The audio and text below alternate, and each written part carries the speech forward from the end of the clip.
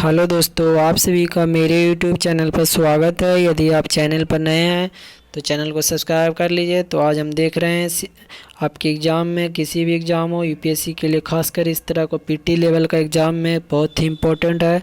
तो पहला प्रश्न है, पारिस्थितिकी से संबंधित है। तो क्या चीज़ पारिस्थितिकी से संबंधित है? आपको 4 ऑप्शन दिया हुआ है और उसको सही ऑप्शन ढूंढना है। तो पारिस्थितिकी से क्या संबंधित है, तो इसका सही आंसर आपको ढूंढना है। यदि आपको पता है तो कमेंट बॉक्स में बता सकते हैं इसका आंसर। तो इसका सही आंसर होगा ऑप्शन नंबर सी, जीवों और उनके पर्यावरणों के बीच संबंध को हम पारिस्थितिकी के संबंधित से देखते हैं। उन दोनों के बीच में आपसी संबंध क्या है? जीव और पर्यावरण के बीच में आपसी संबंध को ही परिस्थिति के रूप में देखते हैं। अगला, फाइलेरिया का कारण होता है।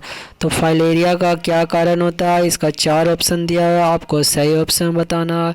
जीवाणु होता है या मच्छर होता है या प्रोटोजोआ होता है या वायरस होता है? तो फाइलेरिया का मुख्य कारण क्या होता है? मच्छर होता है। आप जानते होंगे कि बहुत मच्छर ही फाइलेरिया का क्या होता है? मुख्य कारण होता है। अगला प्रश्न की तरफ चलते हैं। अगला जो हमारा प्रश्न है कि गोवा शिपयार्ड लिमिटेड, जिसको क्या शॉर्ट में बोलते हैं? अगला जो हमारा प्रश्न क्या है, गोवा शिपयार्ड लिमिटेड, जिसको क्या बोलते हैं शॉर्ट में? जीएसएल। इसकी स्थापना कब हुई थी? आपको सही आंसर बताना है। तो इसका सही आंसर क्या होगा? 4 ऑप्शन दिया है, इसका सही आंसर होगा ऑप्शन नंबर बी, 1957 में गोवा शिपयार्ड लिमिटेड की स्थापित हुआ था। अगला जो हमारा प्रश्न है, डीआरडीएल का मतलब क्या है? यहाँ 4 ऑप्शन दिया हुआ है, आपको सही आंसर बताना है। तो डीआरडीएल का मतलब क्या होता है? Defence research and development laboratory. क्या होता है? Defence research and development laboratory, यानी इसका सही आंसर क्या होगा? Option number A, DRDL. इसके बहुत ही इम्पोर्टेंट है शॉर्ट फॉर्म, फुल फॉर्म। अगले प्रश्न की तरफ चलते हैं। अगला प्रश्न हमारा, भारतीय सेना के पहले भारतीय सेनाध्यक्ष कौन थे? तो भारतीय सेना के पहले भारतीय सेनाध्यक्ष कौन थे, इनके बारे में बताना है। आपको 4 ऑप्शन दिया हुआ है, इस 4 ऑप्शन में से कौन सा ऑप्शन सही है, इसके बारे में बताना है। तो इसका सही होगा जनरल के.एम. करियप्पा। कौन थे? General K M. करियप्पा। ये क्या थे? फील्ड मार्शल कंडोरा कीपर के रूप में जानते हैं। ये जनरल के.एम. करियप्पा जो थे पहले भारतीय सेनाध्यक्ष थे, जो 28 जनवरी, इसके बारे में जानते हैं, 28 जनवरी 1899 से 1993 तक थे, 15 मई 1993 तक।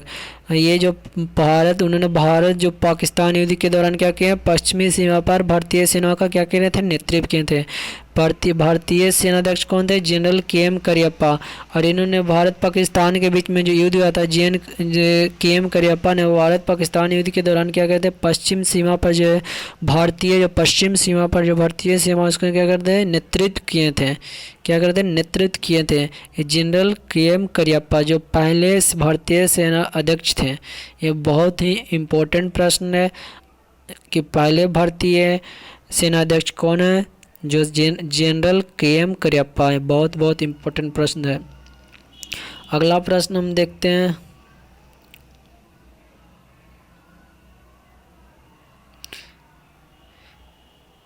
FRS का अर्थ क्या है? FRS का अर्थ बताना है। तो FRS का अर्थ आपको 4 ऑप्शन दिया हुआ है, इसमें से बताना है। तो इसका सही आंसर क्या होगा? रॉयल सोसाइटी के fellow, option number C, Royal Society के फेलो को ही बोलते हैं FRS। रॉयल सोसाइटी फेलो को ही बोलते हैं FRS। अगला प्रश्न है हमारा, चंद्रमा से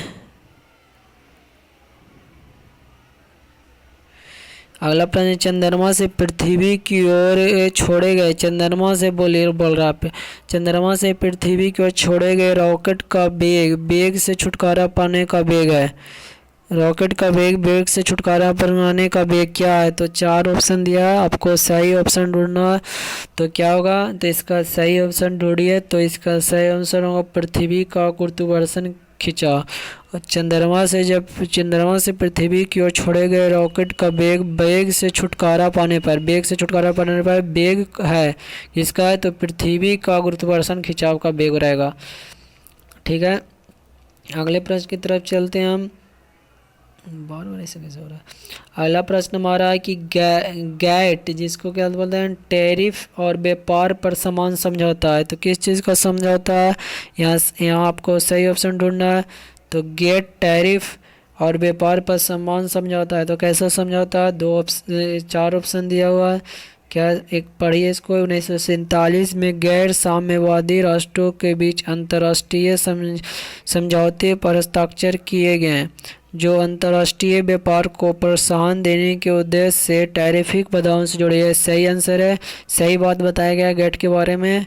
अगला समझौता जो सदस्यों के बीच व्यापार यातों के साथ सौदेबाजी की व्यवस्था और प्रोत्साहित करके अपने उद्देश्य को प्राप्त करना, ये भी सही है। यानी ए और बी दोनों सही है, क्योंकि यहाँ पर क्या ये दोनों सही, यानी विकल्प में ऐसा है कि हम ढूंढ कर आसानी से निकाल सकते हैं गैट के बारे में। यानी दोनों ऑप्शन 1947 में गैर संवादी राष्ट्रों के बीच अंतर्राष्ट्रीय समझौते पर हस्ताक्षर, ये सही बात है कि गैट में किया गया था। और जो समझौता जो सदस्यों के बीच व्यापार यातों के बाद सौदेबाजी का भी समझौता किया गया था। अगला प्रश्न की तरफ हम चलते हैं। अगला हमारा प्रश्न क्या है, भारत में प्रबल भित्तियां में पाया जा सकता है। तो कहाँ भारत में प्रबल भित्तियां पाया जा सकता है, तो कहाँ पाया जा सकता है, यहाँ 4 ऑप्शन दिया हुआ है। आपको सही ऑप्शन ढूंढना है। ऑप्शन पहला क्या, उड़ीसा के तट पर, या बाल्टेयर में, या रामेश्वर में, या त्रिवेंद्रम में। तो भारत में प्रबल भित्तियां पाई जाती है, कहाँ पाई जाती है, तो यह पाई जाती है रामेश्वरम में। कहाँ, रामेश्वरम में, तमिलनाडु में रामेश्वरम है। अगले प्रश्न की तरफ हम चलते हैं। अगला जो हमारा प्रश्न है 49 नंबर, वह प्रश्न है कि सुरक्षा के लिए बिजली की घरेलू आपूर्ति के लिए मुख्य रूप से उपयोग किए जाने वाले फ्यूज तार धातु होते हैं। तो फ्यूज जो होता है, जानते हैं कि फ्यूज क्या करता है, शॉर्ट सर्किट से बचाने का काम करता है। यदि आपको वोल्टेज ज़्यादा आ गया तो क्या करता है फ्यूज, यदि फ्यूज धातु के बारे में वही बताना कि कब गलनांक होगा, या उच्च प्रतिरोध होगा, या उच्च गलनांक हो, या कम विशिष्ट गर्मांक।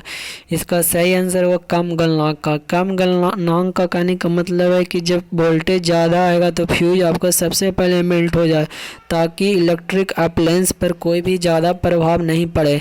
इसीलिए कम गलनांक का होना बहुत बहुत ज़रूरी है, ताकि आपके जो इलेक्ट्रिक अप्लायंस है उस पर किसी तरह की कुछ हानि क्षति नहीं हो।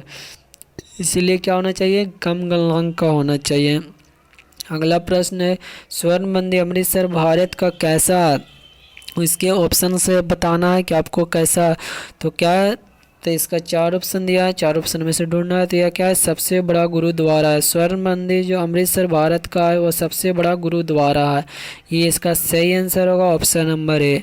तो ये था आज का हमारा सामान्य ज्ञान से रिलेटेड प्रश्न। वीडियो अच्छा लगा तो चैनल को लाइक करें, सब्सक्राइब करें, जो लाल को दिखाई दे रहा होगा उसको दबा दें, ताकि आने वाले वीडियो का नोटिफिकेशन सबसे पहले मिले। और सब्सक्राइब करिएगा तो मुझे मोटिवेशन मिलेगा, ताकि मैं वीडियो और भी डालूं। तो इसी तरह आप सब्सक्राइब करते रहें।